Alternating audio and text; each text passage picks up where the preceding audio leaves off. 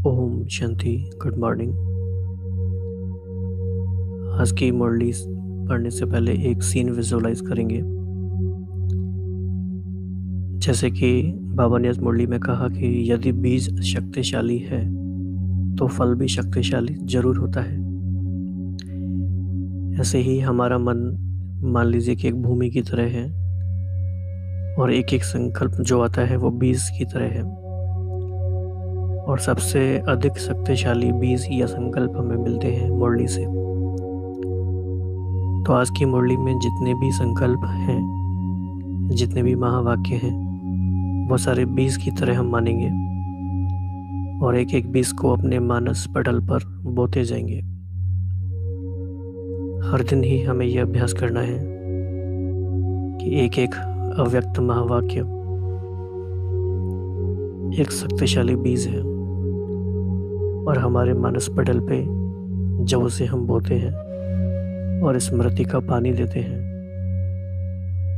और योग की धूप देते हैं तो उससे शक्तिशाली फल जरूर निकलेगा। तो आज की मुरली का टाइटल है शांति की शक्ति।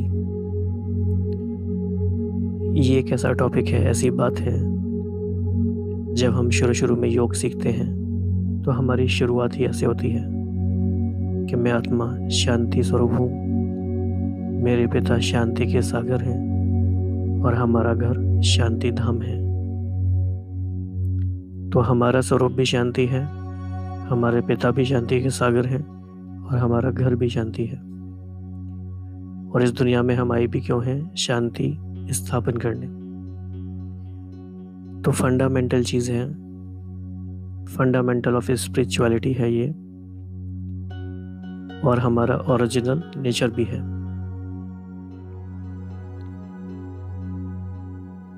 तो जिससे शुरुआत होती है अंत भी उसी में होता है। शांति से ही शुरुआत है और शांति से ही समाप्ति होगी। तो बाबा ने आज हमें बहुत पावरफुल महावाक्य या बीज कहें, संकल्प कहें दिए हैं। बाबा ने कहा कि तुम शांति के अवतार हो। शांति के अवतार हो तो क्यों आए हो? शांति स्थापन करने आए हो। मास्टर शांति दाता हो।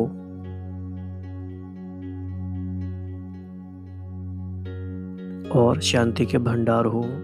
शांति के भंडार हो मीनिंग शांति से भरे हुए हैं, बहुत शांति जमा की है और बहुत काल में जमा की है। तो जितना हमारा गहरा योग हुआ है उतनी हमने शांति की शक्ति को जमा किया है। इसी कारण से फिर शांति के महादानी भी हो और वरदानी भी हो। वरदानी का मीनिंग है कि कोई आत्मा उतनी मेहनत ना भी करे तभी भी हम उसको कुछ ही समय में शांति की अनुभूति करा सकते हैं, शांति का वर्षा दे सकते हैं। और फंडामेंटल बात है कि शांति स्वरूप आत्माएं हैं हम, और शांति की किरणें फैलाने वाले मास्टर सूर्य हैं। मनसा सेवा के लिए और वर्तमान समय की आवश्यकता को देखते हुए ये एक बहुत पावरफुल प्रैक्टिस है कि मैं शांति स्वरूप आत्मा, शांति की किरणें फैलाने वाला मास्टर सूर्य हूँ। फिर बाबा ने ब्रायन डी जोसेफसन, एक नोबेल प्राइज विनर से मिलते हुए कहा कि एटॉमिक और आत्मिक शक्तियों का जब मेल होगा तो नई दुनिया की स्थापना में उससे मदद मिलेगी। तो ये ब्रायन डी जोसेफसन वैज्ञानिक कौन थे, इनका क्या कंट्रीब्यूशन था in the science and in spirituality, ये भी हम देखेंगे। इसके अलावा शांति की शक्ति से क्या होता है, हम प्रकृति जीत और माया जीत बन जाते हैं। शांति की शक्ति बहुत बड़ी बात है। ये सिर्फ इतनी बात नहीं है कि हम बोल नहीं रहे, हम मौन में हैं या हम थोड़े शांत हैं। टोटल लक्ष्य ही है कि हम संपूर्ण शांत हो जाएं। तो आज बाबा ने इसमें बहुत गहरी गहरी बातें बताई हैं। तो आज की मुरली को हम अभ्यास करते करते ही पढ़ेंगे। हमें ऐसे ही समझना है कि हम जैसे कि हमारा ये योग का सेशन है और हम योग के लिए ही बैठे हैं।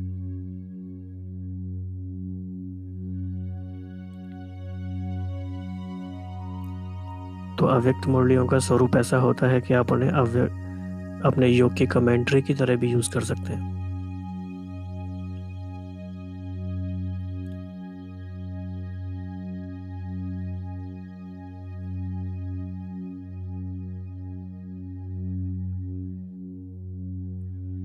इसके बाद बाबा ने योगी के ग्रुप से थोड़ी सी मुलाकात की। ये सारी बातें आज हम देखेंगे। एक एक बात जो बाबा कहेंगे वो हम मन की आंखों से, तीसरी आंख से देखते भी जाएंगे। तो बाबा ने कहा कि शांति के सागर बाप अपने शांति के अवतार बच्चों से मिलने आए हैं।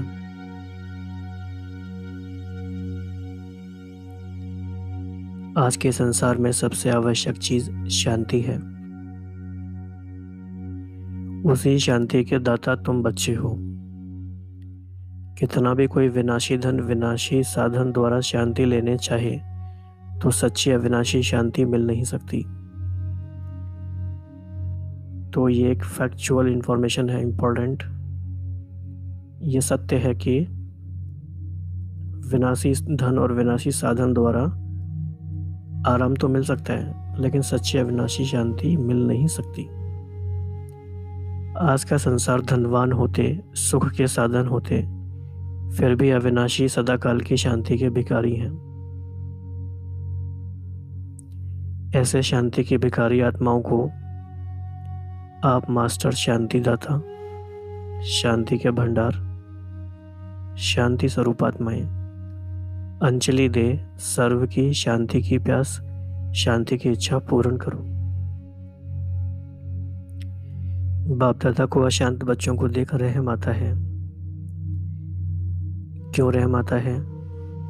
कि इतना प्रयत्न कर साइंस की शक्ति से कहाँ पहुंच रहे हैं, क्या क्या बना रहे हैं। दिन को रात भी बना सकते, रात को दिन भी बना सकते हैं।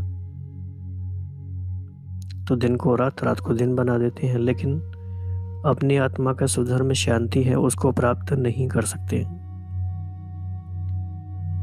तो बाबा को इसलिए तरस आता है कि अपनी ही चीज को नहीं पता कर पाते और बाकी चीजें खोज लेते हैं। तो जितना ही शांति के पीछे भाग दौड़ करते हैं उतना ही अल्पकाल की शांति के बाद परिणाम अशांति ही मिलती है। तो ये पैराडॉक्स ऑफ लाइफ है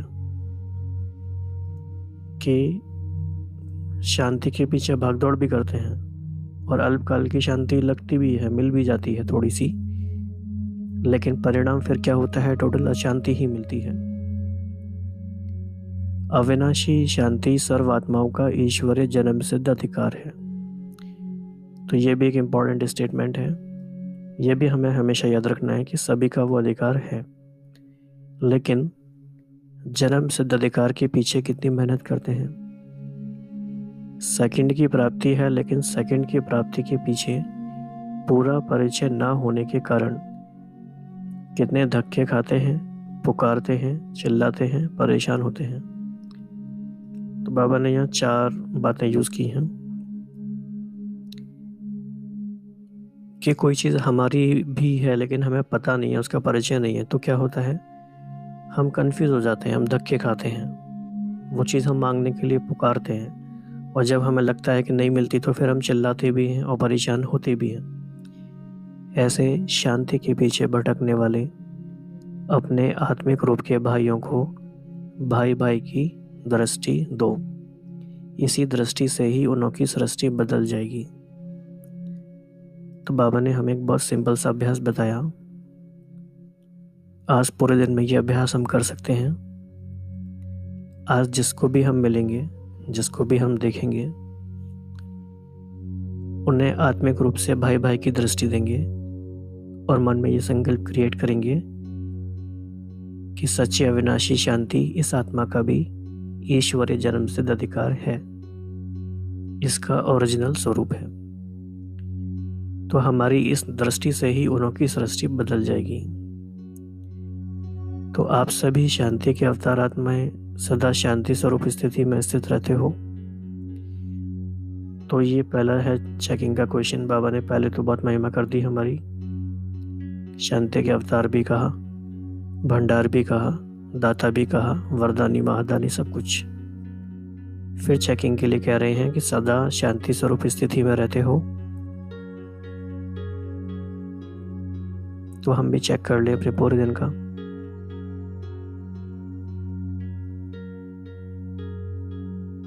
तो अशांति को सदा के लिए विदाई दे दी है ना। अशांति की विदाई सेरेमनी कर ली है या अभी करनी है? जिसने अभी अशांति की विदाई सेरेमनी नहीं की है, अभी करनी है, वह यहाँ है, उनकी डेट फिक्स कर दें। तो बाबा जो डेट फिक्स वाली बात कहते हैं, ये भी एक अच्छी टेक्निक है। कुछ चीज़ों को हम शॉर्ट टर्म गोल बना के डेट फिक्स करके करें कि मुझे ये वाला चेंज इतनी डेट तक इतने दिनों में लेके आना है। एक बड़ा टारगेट सेट ना भी करें तो छोटे छोटे स्टेप, बेबी स्टेप भी लेके हम कर सकते हैं। तो ये भी एक तरीका हम यूज़ करेंगे कि डेट फिक्स करें कुछ कुछ चीज़ों के लिए। तो जिसको अभी सेरेमनी करनी है वह हाथ उठाओ। तो क्या मतलब है लेकिन उसका कि कभी स्वप्न में भी अशांति ना आए। स्वप्न भी शांतिमय हो गए हैं ना। तो शांति दाता बाप है, शांति स्वरूप आप हो, धर्म भी शांत है, कर्म भी शांत, तो अशांति कहाँ से आएगी? तो बाबा ने ये सारी सार बता दिया बात का कि शांति दाता बाप है आपका और आप शांति स्वरूप हो।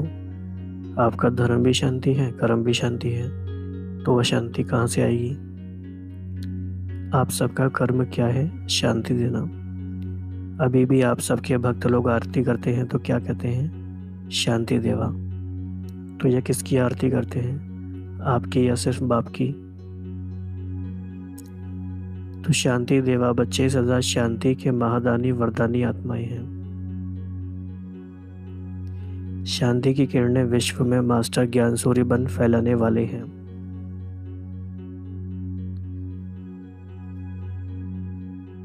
तो ये सारे शक्तिशाली बीज हैं जिनको हमें बार बार स्मृति का पानी देते रहना है। तो यही नशा है ना कि बाप के साथ साथ हम भी मास्टर ज्ञान सूर्य हैं, वह शांति की किरणें फैलाने वाले मास्टर सूर्य हैं।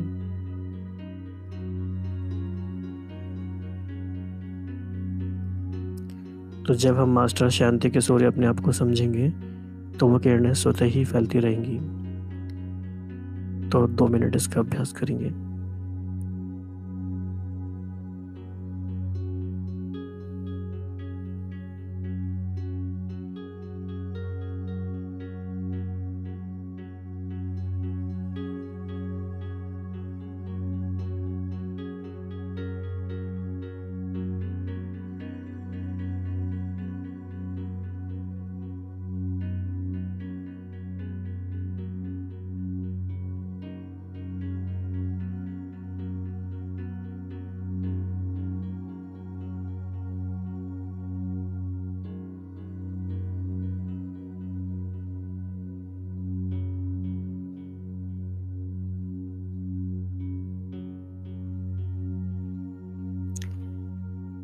तो सेकंड में स्वधर्म का परिचय दे स्व स्वरूप में स्थित करा सकते हो ना अपनी वृत्ति द्वारा। कौन सी वृत्ति? इस आत्मा को भी अर्थात हमारे इस भाई को भी बाप का वर्षा मिल जाए। इस शुभ वृत्ति व इस शुभ भावना से अनेक आत्माओं को अनुभव करा सकते हो। क्यों? क्योंकि भावना का फल अवश्य मिलता है। तो मनसा सेवा का ये भी तरीका हो गया कि अपनी वृत्ति द्वारा सेवा कर सकते हैं, क्योंकि भावना का फल अवश्य मिलता है। तो बाबा ने इसमें 4 बातें बताई। आप सबकी श्रेष्ठ भावना है, स्वार्थ रहित भावना है, रहम की भावना है और कल्याण की भावना है। तो जब किसी भावना में चारों बातें होंगी तो ऐसी भावना का फल नहीं मिले या हो नहीं सकता। तो क्या प्रिंसिपल है कि जब बीज शक्तिशाली होता है तो फल जरूर मिलता है। तो हमारा एक एक संकल्प शक्तिशाली बीज है। इसी स्थिति में हमें स्थित रहना है। तो सिर्फ इस श्रेष्ठ भावना के बीज को सदा स्मृति का पानी देते रहो।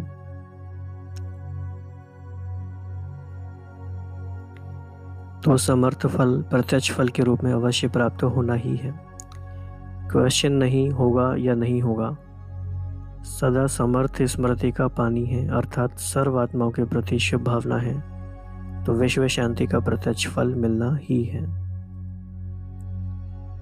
तो हमारे संकल्पों की शक्ति को हम धीरे धीरे पहचाने, उसको एक्सपेरिमेंट करते जाएं, उसका हम यूज करते जाएं।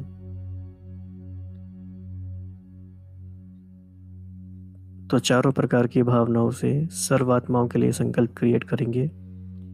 श्रेष्ठ भावना, रहम की भावना, कल्याण की भावना और स्वार्थ रहित भावना।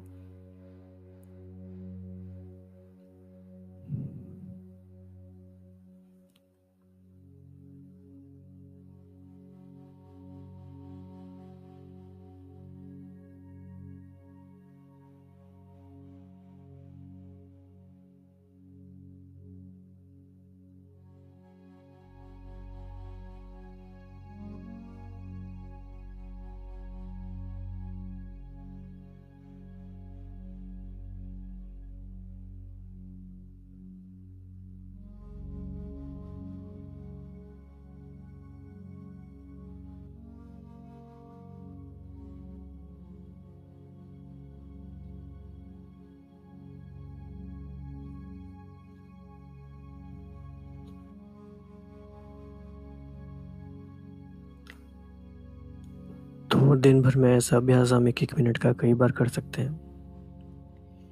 तो सर्व आत्माओं की जन्म जन्म की आश बाप के साथ साथ सभी बच्चे भी पूर्ण कर रहे हो और सर्व की हो जानी है।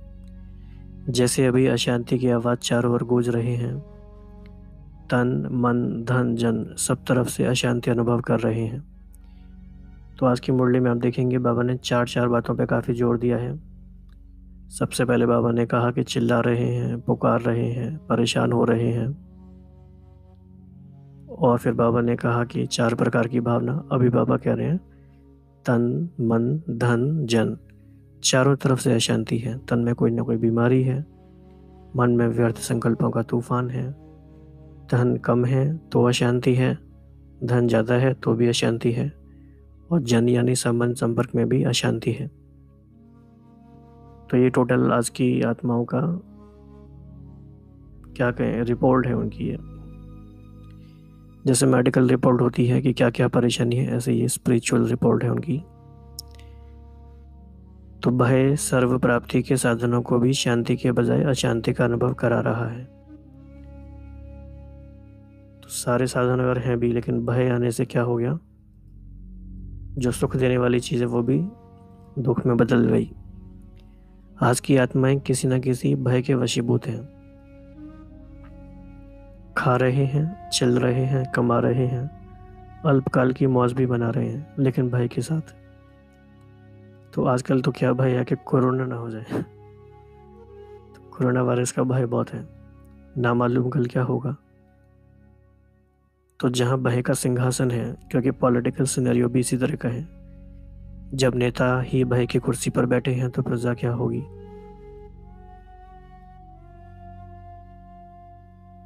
तो जितने बड़े नेता उतने अंगरक्षक होंगे। क्यों? क्योंकि भय है ना। तो भय के सिंहासन पर अल्पकाल की मौज क्या होगी, शांतिमय या अशांतिमय।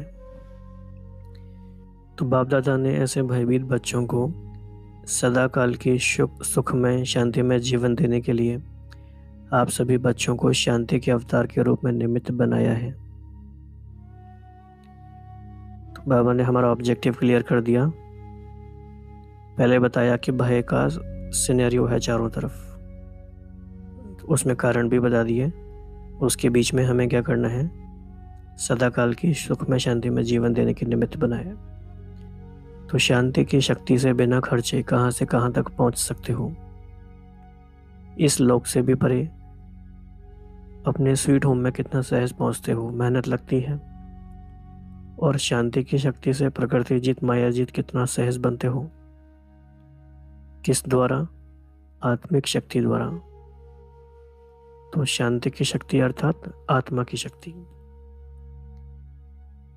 तो अब एटॉमिक और आत्मिक दोनों शक्तियों का जब मेल हो जाएगा, आत्मिक शक्ति से एटॉमिक शक्ति भी सत्व प्रधान बुद्धि द्वारा सुख के कार्य में लगेगी, तब दोनों शक्तियों के मिलन द्वारा शांतिमय दुनिया इस भूमि पर प्रत्यक्ष होगी।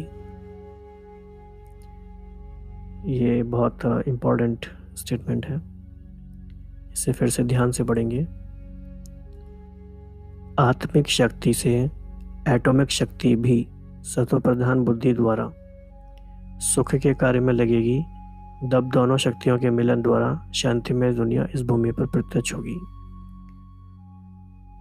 तो एटॉमिक पावर तो है ही, लेकिन उसे सोल कॉन्शियसनेस स्टेज वाली आत्माएं सत्व प्रधान बुद्धि द्वारा जब यूज करेंगी तो ही शांतिमय दुनिया इस भूमि पर प्रत्यक्ष होगी। So this is a very important statement, क्योंकि शांति सुख में स्वर्ग के राज्य में दोनों शक्तियां हैं। तो इससे हमें यह भी पता चला कि सतयुग में क्या होगा, आत्मिक पावर तो है ही, लेकिन एटॉमिक पावर भी होगी। तो सत्व प्रधान बुद्धि अर्थात सदा श्रेष्ठ सत्य कर्म करने वाली बुद्धि। सत अर्थात अविनाशी भी होता है, तो हर कर्म अविनाशी बाप, अविनाशी आत्मा इस स्मृति से अविनाशी प्राप्ति वाला होगा। इसे कहते हैं सत्कर्म। तो ये बाबा ने बहुत ही एक गहरा डेफिनेशन बताया। सत्कर्म का मतलब सिर्फ अच्छे कर्म नहीं है, लेकिन अविनाशी कर्म। और अविनाशी कर्म भी कैसे? इस स्मृति से कि अविनाशी बाप है और हम अविनाशी आत्मा हैं। तो जब अविनाशी बातें हम याद रखते हैं तो बहुत सारी बातें याद आ जाती हैं, तो फिर वो कर्म सत्कर्म कहलाता है। तो ऐसे सदा के लिए शांति देने वाले शांति के अवतार हो, समझा? वैसे सदा सत्व प्रधान स्थिति द्वारा सत्कर्म करने वाली आत्माएं सदा अपने शक्तिशाली भावना द्वारा अनेक आत्माओं को शांति का फल देने वाली सदा मास्टर दाता बन, शांति देवा बन, शांति की किरणें विश्व में फैलाने वाली ऐसे बाप के विशेष कार्य के सहयोगी आत्माओं को बाप दादा का याद प्यार और नमस्ते। हम सभी बच्चों का शांति के सागर पिता को धन्यवाद और नमस्ते। एक एक संकल्प कितना पावरफुल है। सिर्फ हम ये भी याद रखें कि हमारा पिता शांति का सागर है। सिर्फ इस एक संकल्प में भी अगर हम समा जाएं तो कितना गहरे हम जा सकते हैं। वैसी स्मृतियों को बीच बीच में हमें दिन में लाना चाहिए। सिर्फ एक संकल्प, ज़्यादा नहीं। हमारे पिता शांति के सागर हैं, और कभी सिर्फ इसी स्मृति में हम टिक जाएं, हमारा घर शांति धाम है।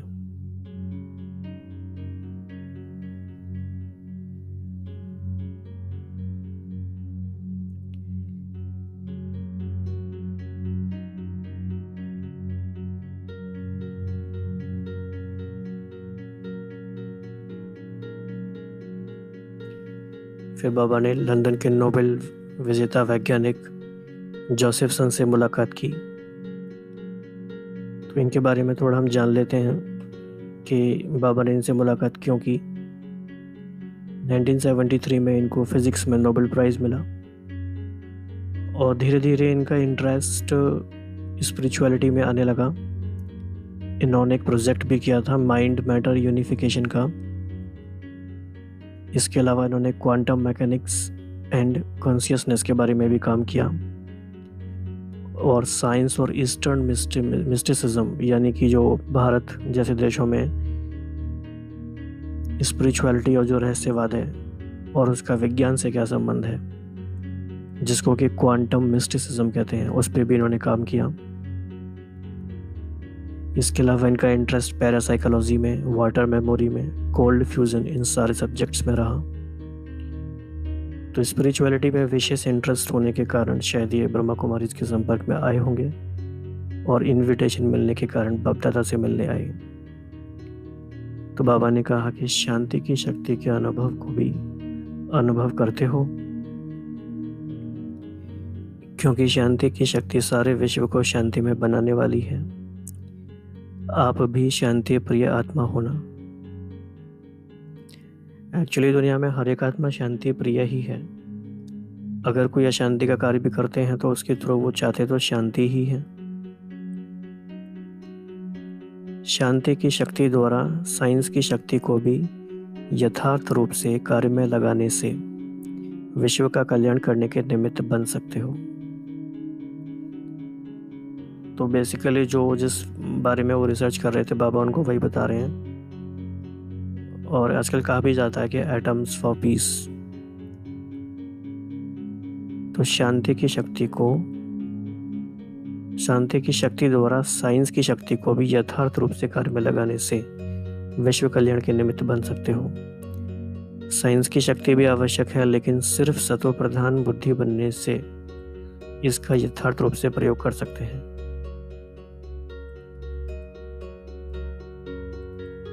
तो आप सिर्फ इसी नॉलेज की कमी है कि यथार्थ रीति से इसको कार्य में कैसे लगाएं। तो यही साइंस इस नॉलेज के आधार पर नई सृष्टि की स्थापना के निमित्त बनेगी। लेकिन आज वह नॉलेज ना होने के कारण विनाश की ओर बढ़ रहे हैं। तो अभी इसी साइंस की शक्ति को साइलेंस की शक्ति के आधार से बहुत ही अच्छे कार्य में लगाने के निमित्त बनो। इसमें भी नोबेल प्राइज लेंगे ना। तो बहुत अच्छी बात बाबा ने कही कि फिजिक्स में तो नोबेल प्राइज मिला, लेकिन साइंस को कैसे साइलेंस के आधार से यूज़ करना है, इसमें भी नोबेल प्राइज लेना है, क्योंकि आवश्यकता इसी कार्य की है। तो जब जिस कार्य की आवश्यकता है उसमें निमित्त बनने वाले को सभी श्रेष्ठ आत्मा की नज़र से देखेंगे। तो ये भी एक बहुत अच्छी बात है कि हमें हमेशा ये ध्यान रखना चाहिए कि किस सेवा की किस बात की आवश्यकता है। जिस बात की आवश्यकता है उसी में ही निमित्त बनेंगे तो ही सफलता होती है। तो अभी साइंस और साइलेंस का कनेक्शन कैसा है और दोनों के कनेक्शन से कितनी सफलता हो सकती है, इसकी रिसर्च करो। तो वो रिसर्चर हैं तो बाबा ने उनको रिसर्च का काम दे दिया। तो रिसर्च की रुचि है ना, अभी यह करना, इतना बड़ा कार्य करना है, तो ऐसी दुनिया बनाएंगे ना। एक ऐसी दुनिया बनानी है जिसमें प्रकृति भी अपने संपूर्ण एट इट्स बेस्ट है, अपने संपूर्ण स्वरूप में है, शांति की शक्ति से संपन्न है, नेचर में भी हार्मनी है।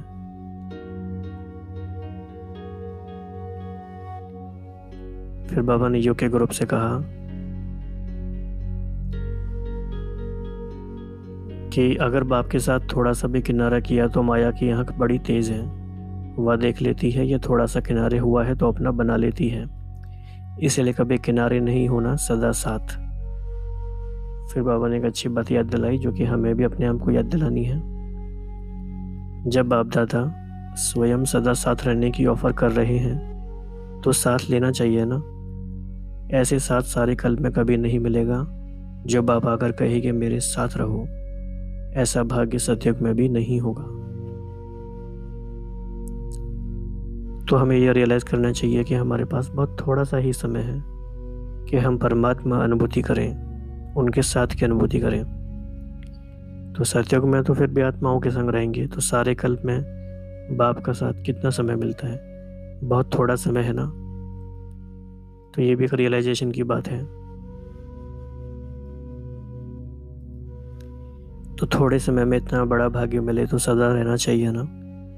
बाप दादा सदा परिपक्व स्थिति में स्थित रहने वाले बच्चों को देख रहे हैं। कितने प्यारे प्यारे बच्चे बाप दादा के सामने हैं। एक एक बच्चे बहुत लवली है। बाप दादा ने इतने प्यार से सभी को कहाँ कहाँ से चुनकर इकट्ठा किया है। ऐसे चुने हुए बच्चे सदा ही पक्के होंगे, कच्चे नहीं हो सकते। अच्छा, तो आज की मुरली से ये सारे कीवर्ड्स हैं, ये ऊपर भी हमने ग्राफिक्स में दिए हैं। तो इस तरह से हम कुछ कीवर्ड हर एक मुरली से निकाल के पूरी लाइन लिखने के बजाय कुछ कुछ कीवर्ड्स निकाल के फोकस करेंगे तो सारी बात रिकॉल हो जाएगी, क्योंकि पर्पज है रिकॉल करना। पास की मुरली पे वैसे इस अभ्यास करते रहेंगे पूरे दिन भर। आज का दिन हम कह सकते हैं हमारे लिए शांति दिवस है, पीस डे है, साइलेंस डे है। जैसे कोई योग भट्टी में जाते हैं तो पूरे दिन मौन रहते हैं, साइलेंस में रहते हैं। ऐसे हफ्ते में हम एक दिन अपना बना सकते हैं कि आज पीस डे है, आज हैप्पीनेस डे है, आज ब्लेस डे है। तो हर एक दिन को अलग अलग रीति से मनाएंगे। तो ये भी सारी युक्तियां बाबा ने सिखाई हैं। तो बाबा ने जो बातें बताई उनका बैठ के अभी हम 2 मिनट साइलेंस में प्लानिंग करेंगे कि दिन भर में सारी बातों को कैसे यूज़ करना है। और ये जो शक्तिशाली बीज बाबा ने दिए हैं, इनको हमें अपने मानस पटल पे कैसे बोना है और स्मृति का पानी देते रहना है। तो आप सभी अपने एक्सपीरियंस नीचे कमेंट में शेयर करिए कि आपने इसका अभ्यास कैसे किया, और आपको आज की मुरली से सबसे अच्छा स्वमान कौन सा लगा, यानी सबसे अच्छा बीज कौन सा आपने लिया जिसको आपने बोया है, वो भी ज़रूर शेयर करिए। चाहे तो वो ये हो सकता है कि मैं शांति का अवतार हूँ, या मैं मास्टर सूर्य हूँ, शांति की किरणें फैला रहा हूँ, या हम शांति के भंडार हैं, या हम खुद स्वयं शांति स्तंभ हैं, शांति के फरिश्ते हैं। जो भी पसंद आए। ओम शांति।